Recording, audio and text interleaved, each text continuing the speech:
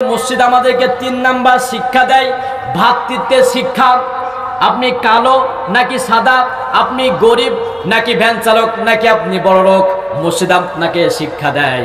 যখন মসজিদে নামাজ শুরু হয়ে যায় তখন ভ্যান চালকও দাঁড়িয়ে যায়, রিক্সা চালকও দাঁড়িয়ে যায়, প্রেসিডেন্টও দাঁড়িয়ে যায়, সকল মানুষ কিন্তু দাঁড়িয়ে যায়। তখন কেউ বলে না তুই ব্যক্তি গরিব, তুই সরে যায়। এই কথা কি বলার সাহস কারো ব্যক্তি আছে নাকি?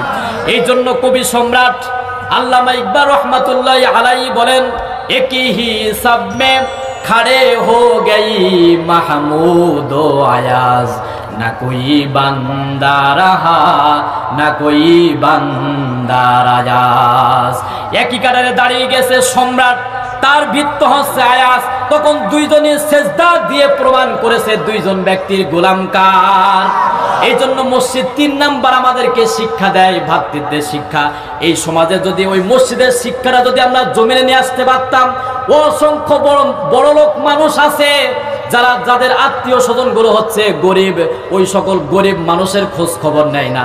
এরকম বড় লোক ভাই আছে না নাই? লাখ কোটি শুকরিয়া আদায় করছি, সকলের জবান ছেড়ে দিয়ে পড়ছি আলহামদুলিল্লাহ।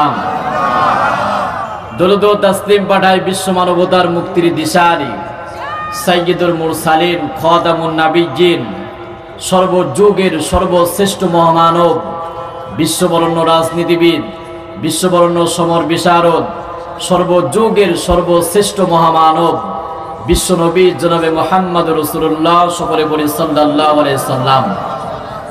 আমরা দোয়া করি তামাম পৃথিবীর ভূখণ্ড থেকে চিরবিদায় নিয়ে অন্ধকার গহীন কবরে শুয়ে আছেন আমাদের আত্মীয় স্বজনগণ, পাড়া প্রতিবেশীগণ, কোরআনের জন্য ইসলামের জন্য যারা জীবন দিয়েছে, আল্লাহ তাআলা তাদের জীবনের সকল অপরাধগুলো ক্ষমা করে দিয়ে কবরগুলোকে জান্নাতুল ফিরদাউসের মেহমান হিসাবে কবুল করে নেন। সকলে পড়ি আল্লাহুম্মা আমিন।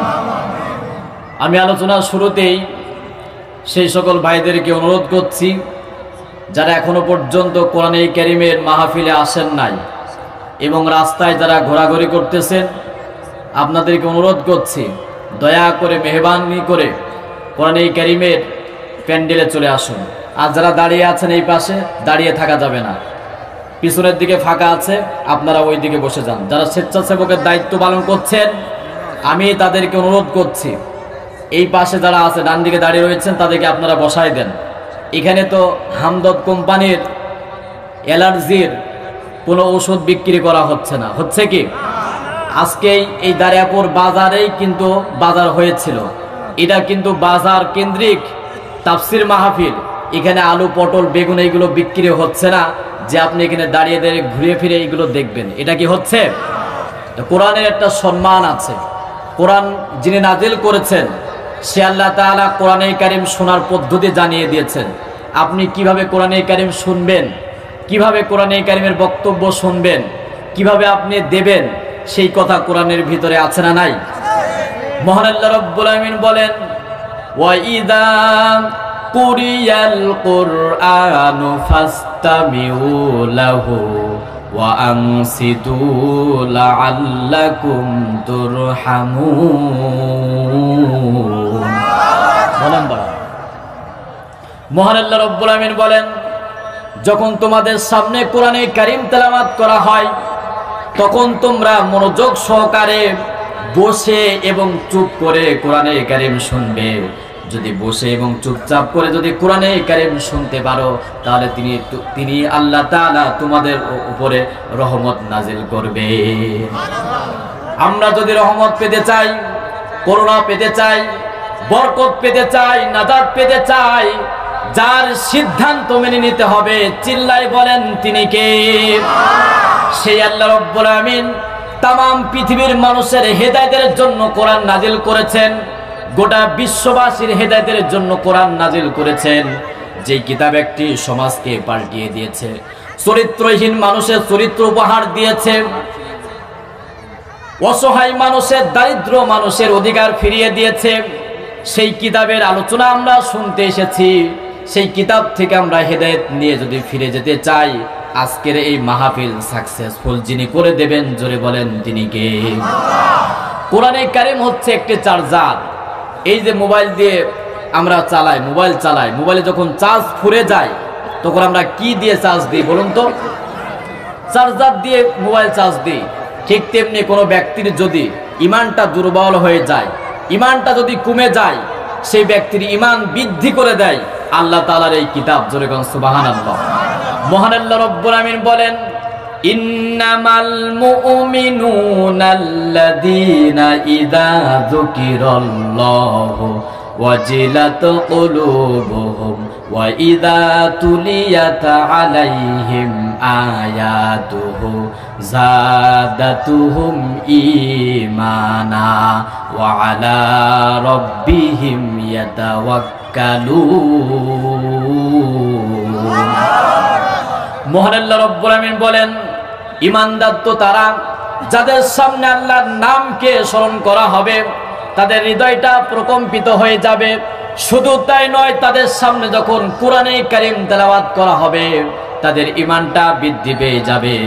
ঈমানটা বৃদ্ধি পেতে পেতে এমন এক পর্যায়ে পৌঁছে যাবে তারা কখন দুনিয়ার কারোর উপরে ভরসা করবে না, তখন কমপ্লিট সারেন্ডার করবে যার উপরে। জোরে বলেন তিনি কে? সেই আল্লাহ রব্বুল আমিন মানব জাতির জন্য, মানব জাতির হেদায়েতের জন্য কোরআন নাজিল করেছেন। মহান আল্লাহ রব্বুল আমিন বলেন, কিতাবুন আনসালনাহু ইলাইকা লিতুখরিজান নাসা মিনাজ-যুলুমাতি ইলান নূর। সূরা ইব্রাহিমের ১ম নম্বরে আল্লাহ রব্বুল আমিন বলেন, এটা এমন একটি কিতাব যা মানব জাতির হেদায়েতের জন্য আমি আল্লাহ রব্বুল আমিন নাজিল করেছি। গোটা পৃথিবীর মানুষদেরকে অন্ধকারের পথ থেকে আলোর দিকে নিয়ে আসার জন্য এই কিতাবকে নাজিল করেছে। জোরে বলেন সুবহানাল্লাহ।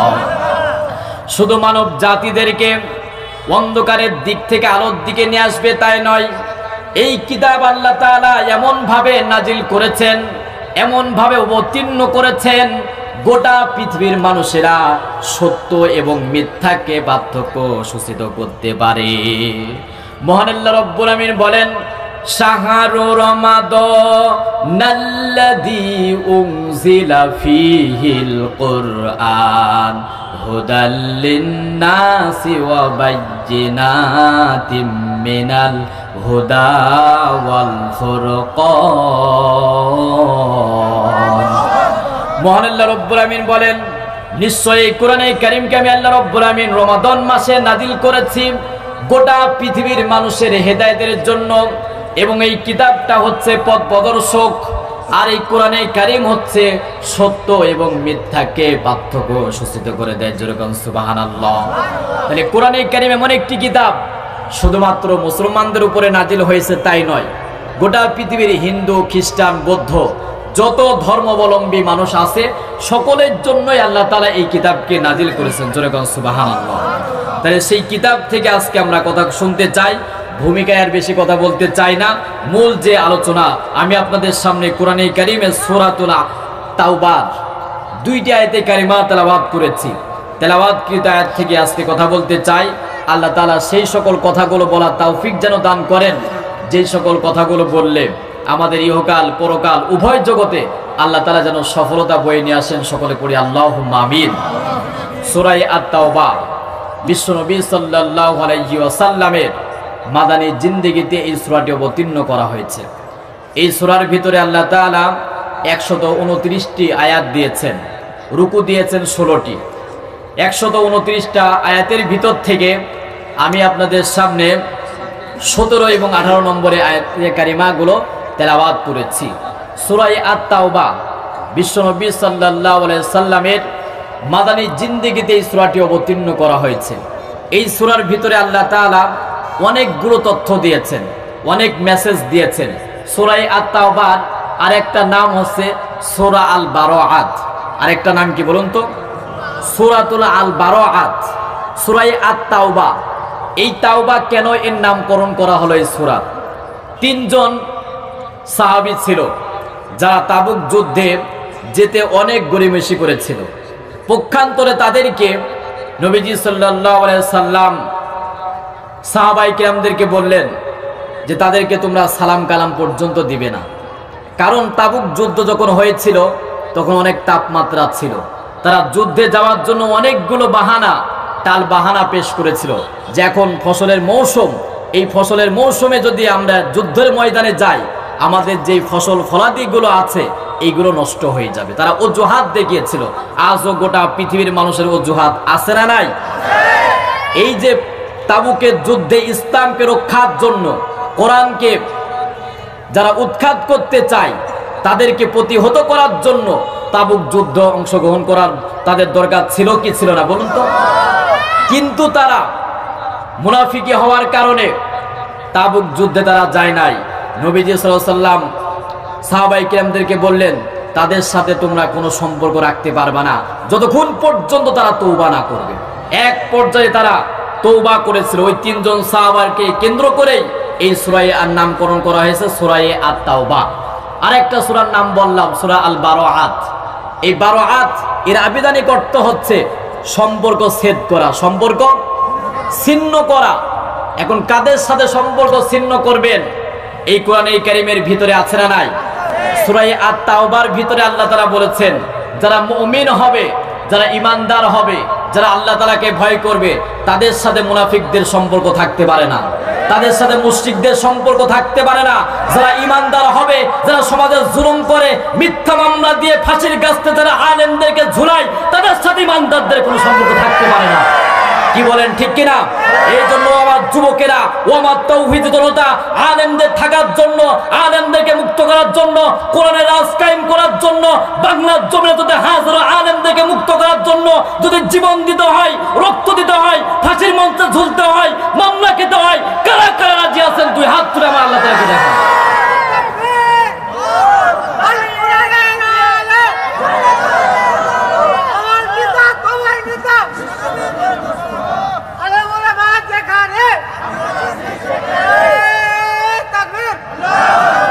আল্লাহ তাআলা এই হাতগুলোকে কবুল করেন, জোরে কোন আমিন।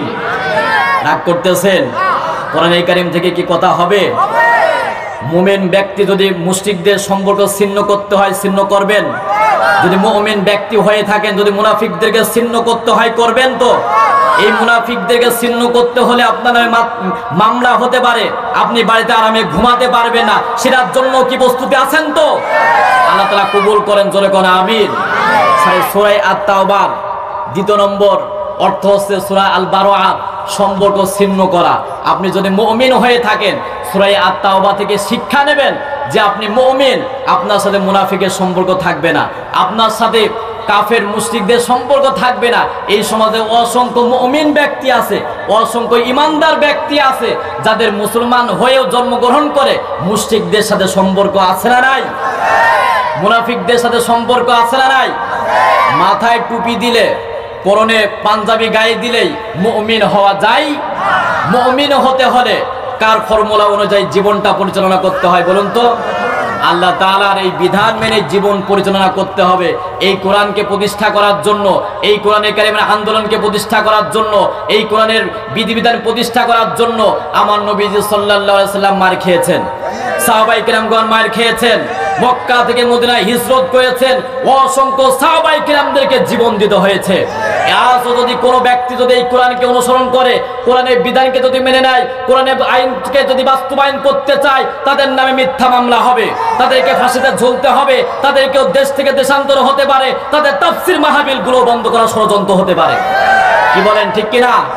তবুও আমরা জীবন দিতে রাজি কোরআনের জন্য। এই কোরআন নিয়ে মরতে চাই, এই কোরআন নিয়ে বাঁচতে চাই, এই কোরআন থেকে যারা আমাদেরকে পার্থক্য করতে চায়, কোরআন থেকে যারা আমাদেরকে বিতাড়িত করতে চায়, তাদের সাথে আমাদের কোনো সম্পর্ক থাকতে পারে না। কি বলেন ঠিক কিনা? সূরা আত-তাওবার এই সিদ্ধান্ত কোরআনে কারীম তো আমরা সকাল সন্ধ্যায় সব সময় পড়ি, কিন্তু এই কোরআন থেকে আমরা শিক্ষা নেই নি। এরকম মুমিন ব্যক্তিও আছে না নাই? সম্মানিত উপস্থিতি, সূরা আত-তাওবার আমরা অর্থ জানলাম এবং এর মূল শিক্ষা জানলাম। এবং আসেন আমি আপনাদের সামনে 17 এবং 18 নম্বর আয়াতে কারিমা তেলাওয়াত করেছি। কত নম্বর আয়াত? জোরে কোন? 17 এবং 18 নম্বর আয়াতে কারিমা। গোটা পৃথিবীতে কোন মসজিদের মেম্বার থেকে এই আয়াতে কারিমার এই আয়াতে কারিমার আয়াত থেকে আলোচনা করা হয় না। কেন হয় না জানেন? কারণ এই আয়াতে কারিমায় থেকে যদি কোন ইমাম সাহেব বক্তব্য দেয় যদি জুম্মার সময় বক্তব্য দেয় ওই ইমামকে আর আসরের সময় খুঁজে পাওয়া যাবে না। কারণ এই সূরা আত-তাওবার 17 এবং 18 নম্বরে আয়াতে কারিমায় আল্লাহ তাআলা বলেছেন মসজিদের সভাপতি হবে কে, সেক্রেটারি হবে কে, ক্যাশিয়ার হবে কে, মসজিদের কমিটি ব্যক্তি হবে কারা, এই বৈশিষ্ট্য আল্লাহ তাআলা এই সূরার ভিতরে দিয়েছে। জোরে কোন সুবহানাল্লাহ। এখন অসংখ্য মসজিদ টাইলসওয়ালা, অসংখ্য মসজিদ চাকচিক্যময়, কিন্তু মসজিদের ভিতরে যেই সকল মুসল্লি আছে এরা মানে মসজিদের সামনের কাতারে আছে, আবার সমাজের ভূখণ্ডে সবচাইতে সুদখোরের 1 নম্বর কাতারে আছে, আবার 1 নম্বর ঘুষখোরের কাতারে আছে, আবার 1 নম্বরে তারা দুর্নীতিবাজদের ভিতরেও আছে, আবার 1 নম্বর তারা মাদকের সাথেও সম্পৃক্ত আছে না নাই, আবার নামাজ কালামও ঠিক মতো পড়ে না, এরকম মসজিদের সভাপতি, সেক্রেটারি, ক্যাশিয়ার আছে না নাই? তাদের কোনো যোগ্যতা নাই। সেই কথাই আল্লাহ তাআলা এই সূরা আত-তাওবার 17 নম্বর আয়াতে কারিমায় আল্লাহ তাআলা বলেছেন। জোরে কোন সুবহানাল্লাহ। মহান আল্লাহ রব্বুল আমিন বলেন মা কানা লিল মুশরিকিনা আইয়ামুরু মাসাজিদাল্লাহি শাহিদিনা আলা আনফুসিহিম বিল কুফর উলাইকা হাবিতাত আ'মালুহুম ওয়া ফিন্নারিহুম খালিদুন। মহান আল্লাহ রব্বুল আমিন বলেন ওই সকল ব্যক্তিরা মসজিদের দায়িত্বশীল হতে পারবে না। এই ঘোষণাটা কার? তারা কারা? আল্লাহ রব্বুল আমিন বলেন লিল মুশরিকিনা আইয়ামুরু মাসাজিদাল্লাহ, যারা মুশরিক তাদের জন্য মসজিদের দায়িত্ব গ্রহণ করা জায়েজ না। এই কথাটা বলছেন কে? এখন মুশরিক কারা? যারা আল্লাহ রব্বুল আমিনের সাথে অংশীদার স্থাপন করেছে তারা হচ্ছে মুশরিক। তারা কি? এখন আল্লাহ তাআলার সাথে কারা শিরিক স্থাপন করেছে এটারও ব্যাখ্যা জানার দরকার আছে না নাই? আল্লাহ যেটা পারে এটা মানুষ পারে, এটা যদি কোনো ব্যক্তি বিশ্বাস করে সে ব্যক্তি মুমিন না মুশরিক? জীবন দেওয়ার মালিক কে? মৃত্যু দেওয়ার মালিক কে? কেউ যদি মনে করে আমি অমুক ব্যক্তিকে বাঁচিয়ে দিলাম, অমুক ব্যক্তিকে আমি মেরে ফেললাম, এটা যদি কেউ বিশ্বাস করে সে ব্যক্তি মুমিন না মুশরিক? আবার আমাদেরকে সন্তান যিনি দান করেন, সন্তান যিনি দিতে পারেন, এটা বিশ্বাস করতে হবে কার উপরে? কেউ যদি মনে করে সন্তান দেওয়ার মালিক হচ্ছে বাবা, এই জন্য দেখবেন অনেক মানুষ আছে বাবার দরবারে চলে যায় সন্তান চাওয়ার জন্য। অসংখ্য দরবার আছে সেজদার ভূখণ্ডে, মাজারের দরবারে সেজদা অবস্থায় পড়ে থাকে, এরকম মাজার বাংলার জমিনে আছে না নাই? তাই মাজারে সেজদা দিয়ে প্রমাণ করতে চাই সফলতা আল্লাহ তাআলা দেখাতে পারে না, মুক্তি আল্লাহ তাআলা দিতে পারে না, এই জন্য মাজারে সেজদা দিয়ে প্রমাণ করতে চায় আল্লাহ তাআলা দুর্বল। নাউজুবিল্লাহ পড়েন। তাহলে এই ব্যক্তিরাও হচ্ছে মুমিন না মুশরিক? আবার চিন্তা করে দেখেন, হায়াতের মালিক আল্লাহ তাআলাকে বিশ্বাস করতে হবে, মৃত্যুর মালিক আল্লাহ রব্বুল আমিনকে বিশ্বাস করতে হবে, সন্তান দেওয়ার মালিক আল্লাহ তাআলাকে বিশ্বাস করতে হবে, ক্ষমতা দেওয়ার মালিক কাকে বিশ্বাস করতে হবে? এই জায়গায় কিন্তু অসংখ্য মানুষ আছে যারা বিশ্বাস করে যে সকল ক্ষমতার মানুষ, সকল ক্ষমতার উৎস আল্লাহ নয়। এখানে অসংখ্য নেতারা বিশ্বাস করে যে সকল ক্ষমতার উৎস হচ্ছে জনগণ। কেউ যদি মনে করে যে সকল ক্ষমতার মালিক যদি মনে করে জনগণ, এরাও হচ্ছে মুশরিক। কারণ আল্লাহ রাব্বুল আমিন বলেন আন্নাল কুওয়াতা লিল্লাহি জামিআ ওয়া আন্নাল্লাহা শাদীদুল আযাব। সূরাতুল বাকারার ভিতরে আল্লাহ রাব্বুল আমিন বলেন সকল ক্ষমতার মালিক হচ্ছে আল্লাহ রাব্বুল আমিন। জোরে কোন সুবহানাল্লাহ। তাহলে কেউ যদি মনে করে যে সকল ক্ষমতার মালিক হচ্ছে জনগণ, তাহলে সেই ব্যক্তি মুমিন না মুশরিক বলুন তো? এরপর আল্লাহ রাব্বুল আমিন বলেন কুলিল্লাহুম্মা মালিকাল মুলকি তুতিল মুলকা মান তাশা ওয়া তানজিউল মুলকা মিম্মান তাশা ওয়া তুইজ্জু মান তাশা ওয়া তুযিল্লু মান তাশা বিয়াদিকাল খায়র ইন্নাকা আলা কুল্লি শাইইন কাদির। মহান আল্লাহ রাব্বুল আমিন বলেন সূরা আল ইমরানের 26 নম্বর আয়াতে কারিমায়, হে নবী আপনি तमाम পৃথিবীর মানুষদেরকে জানিয়ে দেন সকল ক্ষমতার মালিক যিনি তিনি কে। তিনি কাউকে ইচ্ছা সম্মান দান করেন, কাউকে আবার অসম্মান করেন, কাউকে ক্ষমতা দান করেন, আবার কাউকে ক্ষমতার মসনদ থেকে নামিয়ে নেন, আবার কাউকে তিনি পর্যাপ্ত পরিমাণে রিজিক দান করেন। সকল বিষয়ের ক্ষমতা যিনি দান করেন, জোরে বলেন তিনি কে। কোন ব্যক্তি যদি এই আয়াতে কারিমার প্রতি যদি বিশ্বাস স্থাপন না করে, সে ব্যক্তি মুমিন না মুশরিক বলুন তো। তাহলে যারা বিশ্বাস করে সকল ক্ষমতার মালিক হচ্ছে জনগণ, যারা বিশ্বাস করে রিজিক দেওয়ার মালিক জনগণ, ক্ষমতার মালিক হচ্ছে আল্লাহ তাআলা নয়, এরা মুমিন না মুশরিক বলুন তো। এই সকল মুশরিকদের কোনো যোগ্যতাই নাই মসজিদ আবাদ করার জন্য। এই জন্য আল্লাহ রাব্বুল আমিন বলেন, শুধু তাই নয়, আলা আনফুসিহিম বিল কুফর, অসংখ্য মানুষ আছে যারা নিজের নফসের উপরে জুলুম করেছে, নিজের নফসের উপরে যারা জুলুম করেছে তারা মসজিদের দায়িত্বশীল হতে পারবে না। এই কথাটা কার? নিজের নফসের উপরে জুলুম করেছে কিভাবে? আল্লাহ তাআলা বলেছেন নামাজ আদায় করতে, ওই ব্যক্তি নামাজ আদায় করতে চায় না। আল্লাহ তাআলা বলেছে যাকাত দিতে, আল্লাহ তাআলা বলেছে হজ করতে, আল্লাহ তাআলা বলেছে মানুষের সাথে সদাচরণ করো, মিথ্যা কথা বলো না, মানুষের প্রতি জুলুম করো না। ওই ব্যক্তি নফসের উপরে জুলুম করে মানুষের উপরে জুলুম চালায়, আছে না নাই? এরা হচ্ছে আলা আনফুসিহিম বিল কুফর, এরা নিজেদের উপরে জুলুম করেছে। নিজের উপরে যারা জুলুম করে এরা মসজিদের দায়িত্বশীল হতে পারবে। তাহলে দুই শ্রেণীর লোকেরা মসজিদের দায়িত্বশীল হতে পারবে না। এই ঘোষণাটা কার? এক নম্বর হচ্ছে যারা মুশরিক।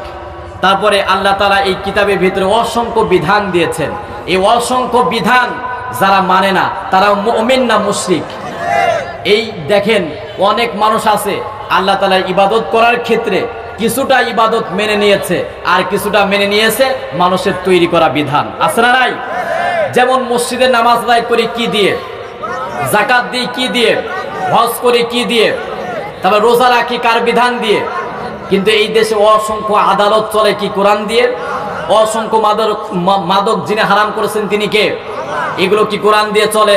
তাহলে অসংখ্য বিচার বিভাগ চালানো হয়, এগুলো কিন্তু কোরআন দিয়ে বিচার বিভাগ চালানো হয় না। তাহলে বিচার বিভাগ আপনি কিভাবে চালাবেন? এই কোরআনের ভিতরে আছে না নাই? এই জায়গায় কিন্তু আমরা কোরআনের আয়াতগুলোকে অস্বীকার করেছি, এরকম ব্যক্তিও আছে না নাই? তাহলে ওই ব্যক্তিরা কি মুমিন না মুশরিক? তাহলে এই সকল ব্যক্তিরা মসজিদের দায়িত্বশীল হতে পারে। এখন এই সকল ব্যক্তিরা মসজিদের দায়িত্বশীল হলে ইমাম সাহেবেরা হক কথা বলতে পারবে না। এই জন্য সামনের কাতারে সুদখোর, ঘুষখোর, দুর্নীতিবাজ, মানবতার ফেরিওয়ালা, মানবতার উপরে জুলুম করে ওই সকল ব্যক্তিরা ইমামদেরকে হক কথা বলতে দেয় না। আর যেই সকল ইমামরা হক কথাগুলো বলে তাদের আর ইমামতি থাকে না। কি বলেন, ঠিক কিনা? সম্মানিত উপস্থিতি, এবার আসেন কারা মসজিদের সভাপতি, সেক্রেটারি, ক্যাশিয়ার, সদস্য হতে পারবে সেটাও আল্লাহ তাআলা বলে দিয়েছেন। জোরে বলেন সুবহানাল্লাহ। মহান আল্লাহ রাব্বুল আমিন বলেন, ইন্নামা ইয়ামুরু মাসাজিদাল্লাহি মান আমানা বিল্লাহি ওয়াল ইয়াউমিল আখির ওয়া আকামাস সালাতা ওয়া আতাজ যাকাতা ওয়া লাম ইয়াখশা ইল্লাল্লাহ ফাসা উলাইকা আইয়াকুনু মিনাল মুহতাদিন। মহান আল্লাহ রাব্বুল আমিন বলেন, নিশ্চয় মসজিদ তো তারাই আবাদ করবে যারা পূর্ণাঙ্গভাবে বিশ্বাস স্থাপন করেছে কাকে? দ্বিতীয় নম্বর হচ্ছে ওয়াল ইয়াউমিল আখির, যারা পরকাল জগৎকে বিশ্বাস স্থাপন করেছে। তিন নম্বর হচ্ছে ওয়া আকামাস সালাত, যারা নামাজ কায়েম করেছে। ওয়া আতাজ যাকাত, যারা যাকাত প্রদান করেছে। ওয়ালাম ইয়াখশা ইল্লাল্লাহ, আর আল্লাহ ছাড়া কাউকে ভয় করে নাই। এরাই হচ্ছে হেদায়েত প্রাপ্তদের অন্তর্ভুক্ত, আর এরাই হচ্ছে মসজিদ আবাদ করবে। কেন চমৎকার কথা আল্লাহ তাআলা বলছেন। মসজিদের দায়িত্বশীলরা যদি খারাপ হয়, ইমাম হক কথা বলতে পারবে না, ইমাম হক কথা বলতে পারবে না। ইমামদেরকেও সতর্ক হওয়া দরকার। রিজিকের মালিক যিনি তিনি কে? ওই ইমামও যদি মনে করে যে এই মসজিদটায় সারাটা জীবন আমি ইমামতি করব, হক কথাগুলো গোপন করে রাখবো, ওই ইমামও হচ্ছে বোবা শয়তান। কে বলছেন? নবীজি সাল্লাল্লাহু আলাইহি ওয়াসাল্লাম বলেছেন, সহিহ হাদিস, আসাকিতু আনিল হাক্কি ফাহুয়া শাইতানুন আখরাজ, যে ব্যক্তি সত্যকে জানার পরে গোপন করে রাখবে ওই ইমামও হচ্ছে বোবা শয়তান। এখন শয়তান মুমিন না কাফের বলুন তো? ওই সকল কাফেরদের পিছনে নামাজ হয় কেমনে, কি বলেন? এই জন্য ইমাম সাহেবদেরকে বলছি, রিজিকের মালিক বিশ্বাস করতে হবে কার প্রতি? আপনি সারাটা জীবন ওই চেয়ারটা দখল করে রেখেন না, স্থান পরিবর্তন করেন। স্থান পরিবর্তন করেন হক কথা বলার কারণে যদি আপনার ইমামতি চলে যায়, আর স্থান যদি ত্যাগ করেন, সম্মান যিনি দান করবেন তিনি কে? যার বাস্তব নমুনা কিন্তু আমি নিজেই। সম্মানিত উপস্থিতি, সম্মান কিন্তু কমায় না। এই জন্য হক কথা বলতে হবে। ইমামরা যখন হক কথা বলা থেকে বিরত থাকবে, এই সমাজে চুরি হবে, এই সমাজে ডাকাতি হবে, এই সমাজে মাদকতা বেড়ে যাবে, এই সমাজে দুর্নীতি হবে, এই সমাজে চুরি হবে, এই সমাজে দুর্নীতি হবে, এই সমাজে মানুষ নিরাপদে থাকবে না। কারণ আপনি হক কথা কেন বলবেন? আমার নবীজি সাল্লাল্লাহু আলাইহি সাল্লাম শুধুমাত্র মসজিদে নববীর ইমাম ছিলেন তাই নয়, আপনাকে ভূমিকা রাখতে হবে ওমরের মতো, আপনাকে ভূমিকা রাখতে হবে আবু বকরের মতো, আপনাকে ভূমিকা রাখতে হবে উসমানের মতো, আপনাকে ভূমিকা রাখতে হবে আলীর মতো। যে আলী জীবন দিয়েছে ইসলামের জন্য, ওমর জীবন দিয়েছে ইসলামের জন্য, আজ যারা হক্কানে আলেম হবে তারাও জীবন দিয়েছে ইসলামের জন্য। বিশ্ববরণ্য মুফাসসির তার বাস্তব নমুনা, কি বলেন ঠিক কিনা? সম্মানিত উপস্থিতি, এই জন্য তারাই আমাদের আদর্শ। নবী এবং রাসূলুল্লাহ আমাদের জন্য আদর্শ।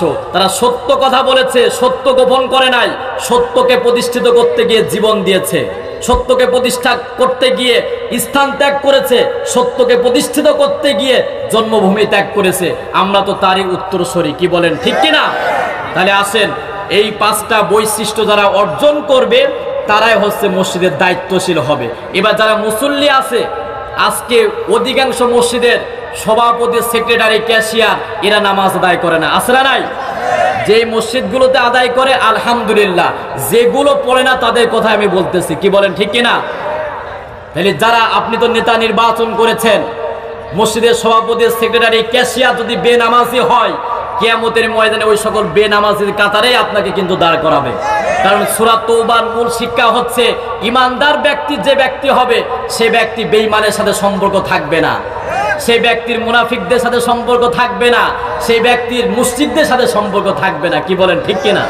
সম্মানিত উপস্থিতি, তাহলে 1 নাম্বার মসজিদ যেহেতু এর উদ্যোগে আজকে তাফসীর মাহফিল, তাহলে মসজিদ কেন্দ্রিক আজকে আমাদের কথা বলা দরকার, কি বলেন ঠিক কিনা? তাহলে মসজিদ আমাদেরকে অনেকগুলো শিক্ষা দেয়, মসজিদ আমাদেরকে অনেকগুলো শিক্ষা দেয়। কেমনে শিক্ষা দেয়? মসজিদ আপনি তৈরি করেছেন, নবীজি সাল্লাল্লাহু আলাইহি সাল্লাম বলেছেন, মান বানা লিল্লাহি মাসজিদান ফিহিল জান্নাহ, কোন ব্যক্তি যদি মসজিদ নির্মাণ করে, কিয়ামতের ময়দানে আল্লাহ তাআলা জান্নাতে তার জন্য একটা বাড়ি নির্মাণ করবেন। আরো আসতে বলেন। তাহলে মসজিদের গুরুত্ব আছে না নাই? আর গোটা পৃথিবীর জমিনটাকে আল্লাহ তাআলা মসজিদ বানিয়ে দিয়েছে সেজদার জন্য, জোরে কোন সুবহানাল্লাহ। তো মসজিদ আমাদের জন্য আদর্শ। একদিকে নবীজি সাল্লাল্লাহু আলাইহি সাল্লাম মসজিদের নববীর ইমাম, আবার তিনি সেখান থেকে নেতৃত্ব দান করেছেন, সেখান থেকে চরিত্রহীন মানুষদেরকে চরিত্র বানিয়েছে, বেনামাজিদেরকে নামাজি বানিয়েছেন। যারা চুরি করত, ডাকাতি করত, ধর্ষণ করত, ইফটিজিং করত, জিনা করত, সুদ ঘুষ, এমন কোনো অন্যায় নাই যেই সমাজে চলে নাই, কি বলেন ঠিক কিনা? এই সকল চরিত্রহীন সমাজকে একটা সোনালী যুগ উপহার দিয়েছে নবীজি সাল্লাল্লাহু আলাইহি সাল্লাম, সুবহানাল্লাহ পড়েন। তাহলে মসজিদ আমাদেরকে অনেকগুলো শিক্ষা দেয়, মসজিদ আমাদেরকে অনেকগুলো শিক্ষা দেয়। তার ভিতরে আমি আপনাদের সামনে 6টা বলতে চাই। কয়টা? মসজিদ আমাদেরকে 1 নাম্বার শিক্ষা দেয়, মসজিদটা বানানো হয়েছে কিসের জন্য? আরো আসতে বলেন। অসংখ্য মানুষ এখানে বসে আছেন যারা এশার নামাজ আদায় করে। তাহলে মসজিদ কেন তৈরি করলেন আপনি? আপনি তো বললেন আমি মুসলমান, আমি তো ইমানদার, আমার বাবাও মুসলমান, আমার দাদাও মুসলমান, এরকম লোক আছে না নাই? কিন্তু আপনি নামাজ আদায় করেন নাই। যে ব্যক্তি নামাজ আদায় করবে না, নবীজি সাল্লাল্লাহু আলাইহি সাল্লাম বলছেন সে ব্যক্তি কুফরি করেছে, সে ব্যক্তি অস্বীকার করেছে কাকে? আল ফারকু বাইনাল আবদি ওয়াল কুফরি তারকুস সালাত। একজন মুমিন আর একজন কাফেরের মধ্যে পার্থক্য হচ্ছে নামাজ। অর্থাৎ যে ব্যক্তি নামাজ আদায় করবে সে ব্যক্তি হচ্ছে মুমিন, আর যে ব্যক্তি নামাজ আদায় করবে না সে ব্যক্তি কি? কাফের। আবার আপনি যদি একজন হিন্দু আর একজন মুসলমান যদি পার্থক্য সূচিত করতে চান, সেটার মাধ্যমও লাগবে হচ্ছে নামাজ। সেটার মাধ্যমে লাগবে কি? মনে করেন যে সার নামাজ আদায় হইতেছে, এখন চায়ের দোকানে দুইজন বসে আছে, একজন হিন্দু, তার নাম হচ্ছে রামায়ণ, আর একজন ব্যক্তি হচ্ছে মুসলমান, তার নাম হচ্ছে আব্দুল্লাহ। যখন মুয়াজ্জিন হাইয়া আলাস সালাহ বলে নামাজের দিকে আহ্বান করে, আব্দুল্লাহ কি ওই জায়গায় আর বসে থাকবে? সে ব্যক্তি কিন্তু নামাজের জন্য মসজিদে রওনা দেবে। আর ওই রামায়ণ যে হিন্দু, সে কি মসজিদে যাবে? এখন রামায়ণ যদি বসে থাকে, পক্ষান্তরে যদি আব্দুল্লাহ বসে থাকে, তাহলে ওই হিন্দু আর ওই আব্দুল্লাহর ভেতরে কি কোনো পার্থক্য থাকতে পারে কি? তাহলে আপনি জন্মে মুসলমান পরিচয় দিলে হবে না, এই নাক আর কপাল দিয়ে, সেজদা দিয়ে প্রমাণ করতে হবে আপনি হচ্ছে মুমিন ব্যক্তি। জোরে কোন সুবহানাল্লাহ। সম্মানিত উপস্থিতি, তাহলে মসজিদ আমাদেরকে এক নাম্বার শিক্ষা দেয় নামাজ আদায় করতে হবে। সংক্ষিপ্ত শেষ করে, যেহেতু প্রধান বক্তা চলে এসেছেন এবং তিনি অল্প সময়ের ভিতরে স্টেজে আসবেন ইনশাআল্লাহ, এই জন্য সংক্ষিপ্ত আকারে শেষ করতে হবে, অনেকগুলো পয়েন্ট আছে এরপরে। তাহলে মসজিদ আমাদেরকে এক নাম্বার শিক্ষা দেয় 5 ওয়াক্ত নামাজ আদায় করতে হবে। কি করতে হবে? 5 ওয়াক্ত নামাজ আদায় করতে হবে। আজকে ওয়াদা করেন, আজকে সিদ্ধান্ত নেন যে আজকের পর থেকে ফজরের নামাজ থেকে শুরু করে আর কখনোই আমরা বিনা কারণে নামাজ কাজা করব না। কারা কারা রাজি আছেন হাত তুলেন তো। আল্লাহ তাআলা এই হাতগুলোকে কবুল করেন, জোরে করেন আমিন। কারণ আপনি যদি নামাজ আদায় না করেন, কাল কিয়ামতের ময়দানে আপনি মুমিন ব্যক্তি হয়ে কাতারে দাঁড়াতে পারবেন না। এই জন্য 5 ওয়াক্ত নামাজ আদায় করবেন। এরপরে দ্বিতীয় নম্বর, মসজিদ আমাদেরকে শিক্ষা দেয় ঐক্যবদ্ধ শিক্ষা। মসজিদ আমাদেরকে কি শিক্ষা দেয়? মহান আল্লাহ রাব্বুল আলামিন বলেন, ওয়া আকিমুস সালাতা ওয়া আতুস যাকাতা ওয়ারকাউ মা'আর রাকিঈন। মহান আল্লাহ রাব্বুল আলামিন বলেন, তোমরা নামাজ কায়েম করো, যাকাত প্রদান করো, আর রুকুকারীদের সাথে রুকু করো। রুকু যখন আমরা নামাজের ভিতরে করি, একা করি নাকি সবাই মিলে করি বলুন তো? মসজিদ আমাদেরকে দেখেন দলমত নির্বিশেষে ঐক্যবদ্ধ শেখায়। ঠিক তেমনি তাম পৃথিবীর মানুষেরা মসজিদের যেভাবে আল্লাহর আইন মেনেছে, ওই মসজিদটা কার বলুন তো? মসজিদটা যদি হয় আল্লাহর, এই যে জমিনে আমরা বিচরণ করি, এই জমিনের ভিতরে যে আমরা চলাফেরা করি, এই জমিনটাও কার বলুন তো? মসজিদে যদি আল্লাহর আইন মানতে হয়, এই জমিনের ভূখণ্ডে আল্লাহর আইন মানার দরকার আছে না নাই? এই জন্য নামাজ আমাদেরকে 2 নাম্বার শিক্ষা দেয়, ঐক্যবদ্ধ শিক্ষা। কারণ আপনি যখন জামাতে নামাজ আদায় করবেন, একা একা জামাত হয় না, সকলে মিলেই কিন্তু নামাজ আদায় করতে হয়। এবার আমি আপনাদেরকে প্রশ্ন করতে চাই, মসজিদের ভিতরে যে সকল মানুষেরা দলমত নির্বিশেষে একত্রিত হয়ে কাতারে দাঁড়িয়ে গেলেন, ওই মসজিদের ভিতরে কি গন্ডগোল আছে নাকি বলুন তো? মসজিদের ভিতরে যেভাবে আল্লাহর আইন মেনেছেন, ওইভাবেও যদি আল্লাহর আইনটা জমিনের ভূখণ্ডেও মানতেন, এই সমাজে মিথ্যা মামলা থাকতো না, চুরি থাকতো না, ডাকাতি থাকতো না, সন্ত্রাসী থাকতো না, মানুষের উপরে জুলুম নির্যাতন চালানো হতো না। এই জন্য মসজিদের শিক্ষাটা আমরা মসজিদের থেকেই রেখে দিয়েছি, এই জমিনে নিতে পারি নাই। এই জমিনে এই জন্যই অশান্তি আছড়া নাই। এরপর আছে মসজিদ আমাদেরকে 3 নাম্বার শিক্ষা দেয় ভ্রাতৃত্বের শিক্ষা। আপনি কালো নাকি সাদা, আপনি গরিব নাকি ভ্যান চালক নাকি আপনি বড়লোক, মসজিদ আপনাকে শিক্ষা দেয়। যখন মসজিদে নামাজে শুরু হয়ে যায়, তখন ভ্যান চালকও দাঁড়িয়ে যায়, রিক্সা চালকও দাঁড়িয়ে যায়, প্রেসিডেন্টও দাঁড়িয়ে যায়, সকল মানুষ কিন্তু দাঁড়িয়ে যায়। তখন কেউ বলে না তুই ব্যক্তি গরিব, তুই সরে যায়। এই কথা কি বলার সাহস কারো ব্যক্তি আছে নাকি? এই জন্য কবি সম্রাট আল্লামা ইকবাল রহমাতুল্লাহ আলাইহি বলেন, একই হিসাব মে खड़े हो गई महमूद आयाज, न कोई बंदा रहा न कोई बंदा राजाज। একই কাতারে দাঁড়িয়ে গেছে সম্রাট, তার ভিত্ত হচ্ছে আয়াজ। তখন দুইজনই সেজদা দিয়ে প্রমাণ করেছে দুইজন ব্যক্তির গোলাম কার। এই জন্য মসজিদ 3 নাম্বার আমাদেরকে শিক্ষা দেয় ভ্রাতৃত্বের শিক্ষা। এই সমাজে যদি ওই মসজিদের শিক্ষাটা যদি আমরা জমিনে নিয়ে আসতে পারতাম, অসংখ্য বড় লোক মানুষ আছে যারা, যাদের আত্মীয় স্বজন গুলো হচ্ছে গরিব, ওই সকল গরিব মানুষের খোঁজ খবর নেয় না। এরকম বড় লোক ভাই আছে না নাই? নিজের অনেক ধন সম্পদ আছে, বোনের খোঁজ খবর রাখে না, এরকম লোক আছে না নাই? এই ভ্রাতৃত্ব বজায় শেখায় হচ্ছে মসজিদ। 4 নাম্বার হচ্ছে মসজিদ আমাদেরকে শিক্ষা দেয় ইমাম নির্বাচন করা। মসজিদে যিনি নামাজ আদায় করাবেন একটা তো ইমাম লাগবে, লাগবে না? ইমাম ছাড়া কি নামাজ আদায় হবে জামাতে?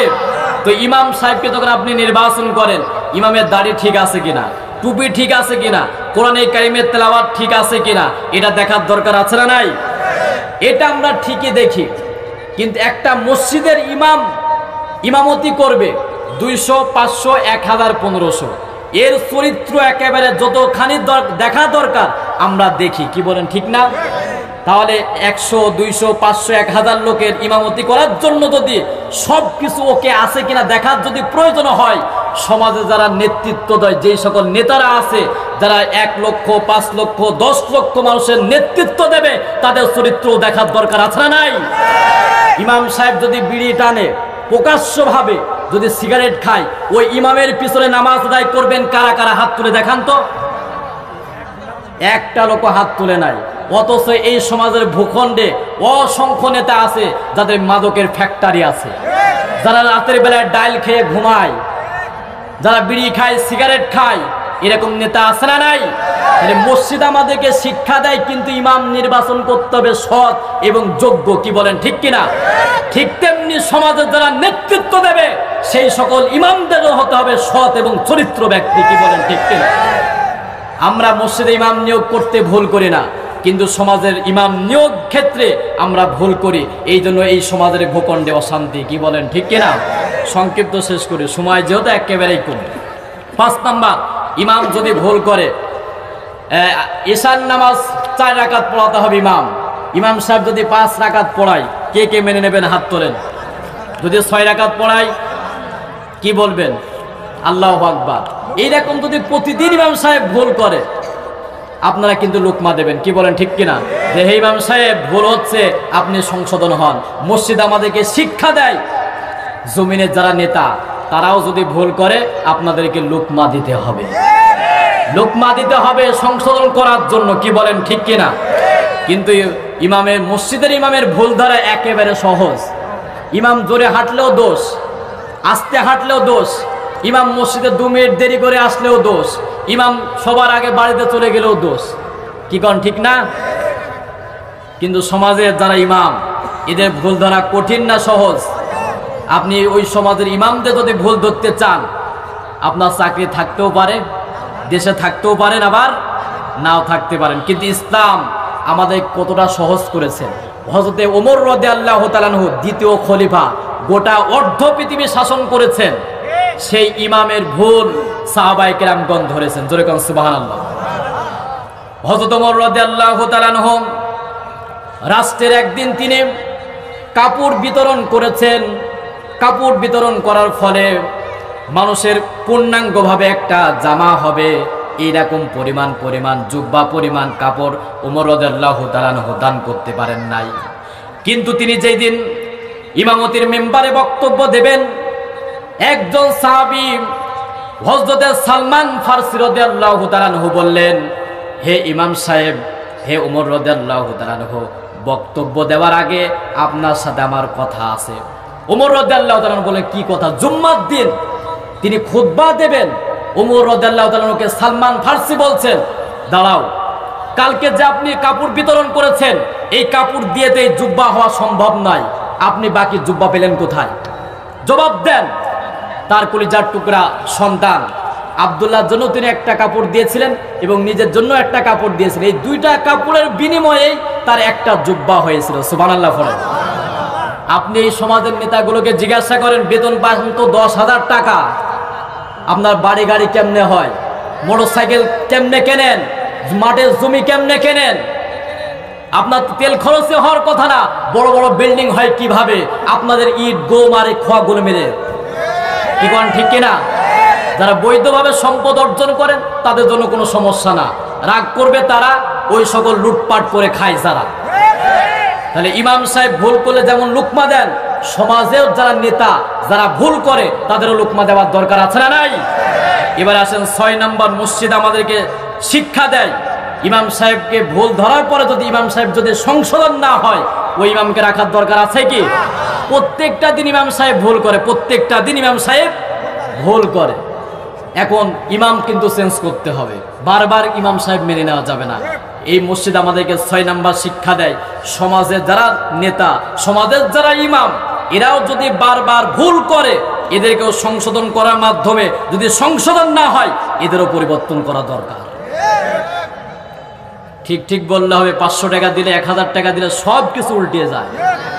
আজকে তাদের বিল্ডিং হবে না কেন? আপনি এই যে টাকা খেয়ে বসে আছেন, এখন এই যে একটা মেম্বারে দাঁড়াবে 2 লক্ষ টাকা 5 লক্ষ টাকা পর্যন্ত খরচ করতে হয়, 5 লক্ষ 10 লক্ষ টাকা খরচ করতে হয়। তার জমি বিক্রি করে যদি মেম্বারে দাঁড়াতে হয়, বেতন তো মাত্র হয়তো 6000 10,000 টাকা, 5 বছর থেকেও তো 5 লক্ষ টাকা উঠবে না। এই জন্য কি করবে বলেন? ওই যে বাম দিকে কাজ চালায়। এই জন্য নিজেদেরও সংশোধন হওয়ার দরকার আছে না নাই? এই জন্য আমি বলি, নেতা নয়, আগে কর্মীদের পরিবর্তন হওয়া দরকার। কর্মী যেমন হবে নেতাও ঠিক তেমন হবে, মুসল্লি যেমন হবে ইমামও ঠিক সেই রকমই হবে। এই জন্য আগে কর্মীদের সংশোধন হন। নিজেই তো 500 টাকা 1000 টাকা খেয়ে বসে আছেন, এইগুলো চরিত্রগুলো পাল্টান। ইসলাম এগুলো সমর্থন করে না। তাহলে মসজিদ আমাদেরকে 6টা শিক্ষা দেয়। নাম্বার 1, 1 নম্বর হচ্ছে নামাজ আদায় করতে হবে কয় ওয়াক্ত, 2 নম্বর হচ্ছে ঐক্যবদ্ধ থাকতে হবে, 3 নম্বর ভ্রাতৃত্ব বজায় রাখতে হবে, 4 নম্বর হচ্ছে ইমাম নির্বাচন করতে হবে সৎ এবং যোগ্য, 5 নম্বর হচ্ছে ইমাম যদি ভুল করে লুকমা দিতে হবে, 6 নম্বর হচ্ছে ইমাম সংশোধন না হলে ইমামকে পরিবর্তন করতে হবে। এই মসজিদ প্রধানত আমাদেরকে 6টা শিক্ষা দেয়।